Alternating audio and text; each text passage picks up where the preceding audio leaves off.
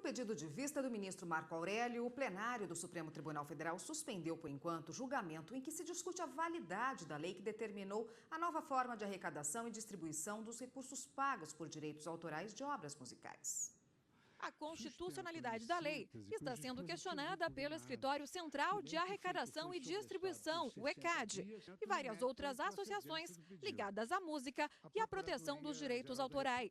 Nas ações, as instituições questionam alterações trazidas pela lei, como a que estabeleceu a fiscalização do ECAD pelo Ministério da Cultura e a que determinou a divulgação dos valores arrecadados. Para a União Brasileira de Compositores, a lei é inconstitucional. Se justificaria uma interlocução com o poder público?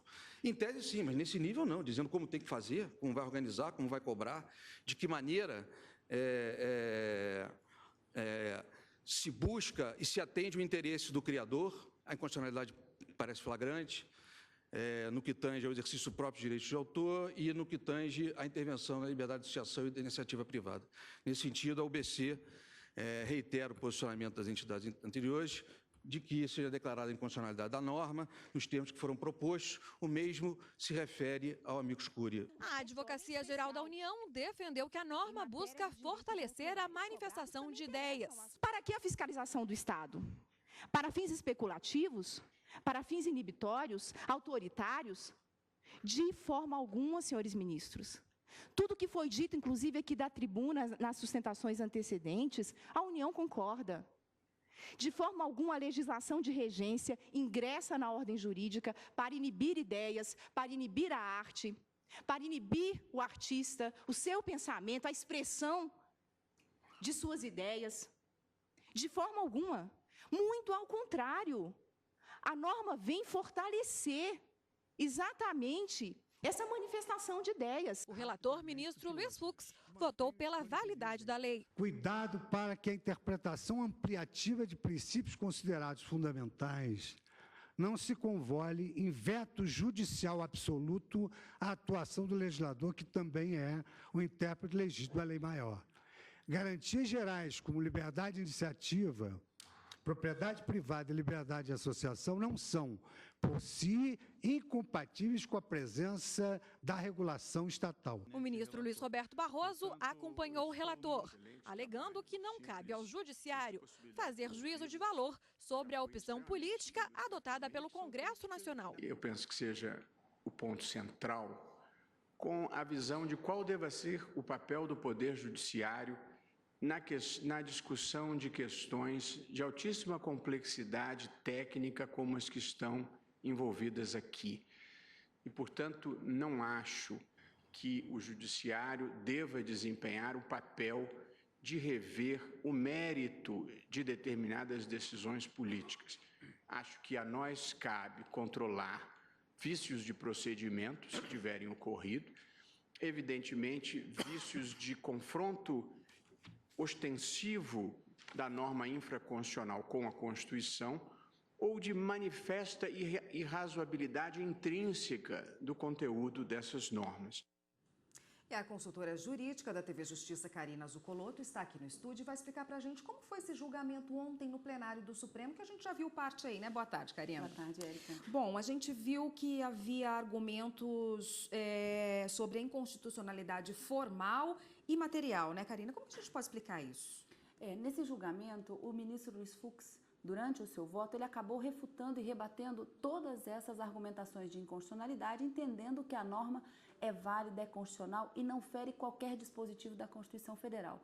Mas um primeiro argumento que se trazia no sentido de tentar derrubar essa lei, ao argumento do ECAD, dessas várias associações que ingressaram com as duas ações diretas de inconstitucionalidade, uma delas é que haveria um vício na formação desta lei. O principal argumento é de que ela teria tramitado no Congresso Nacional em caráter de urgência e isso não poderia ocorrer de acordo com a Constituição em razão da matéria. E um outro argumento também de inconstitucionalidade, que foi refutado pelo ministro Luiz Fux, é de que o Congresso Nacional teria aprovado uma versão final dessa lei que teria sido fruto de um substitutivo que inseria questões completamente diferentes daquele do projeto originário e que isso também poderia levar a uma inconstitucionalidade formal. Argumentos não aceitos.